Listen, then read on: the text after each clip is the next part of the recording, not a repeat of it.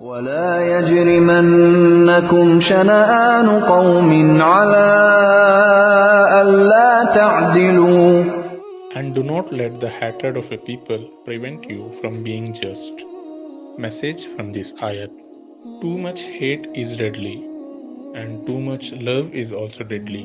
Hazrat Yusuf was tempted by both, because too much hatred caused him to be thrown into the well, and much love caused him to go to prison. Sometimes we cannot control our hurt, while we are commanded to be moderate in both love and hate. It shouldn't happen that even the bad things of the loved one looks good, nor that good deeds of unwanted people looks bad deeds. Take the path of justice and put things in their proper place. Abdullah bin Muhammad Waraq says, came to Imam Ahmad bin Hanbal, asked us, where are you coming from? We replied, from the Majlis of Abu Karib. He said, go continue working with them. We said, but they call you very lazy. Hearing this, Imam Ahmad bin Hanbal rahmatullah said, he is a righteous person. Because of me, he was tempted.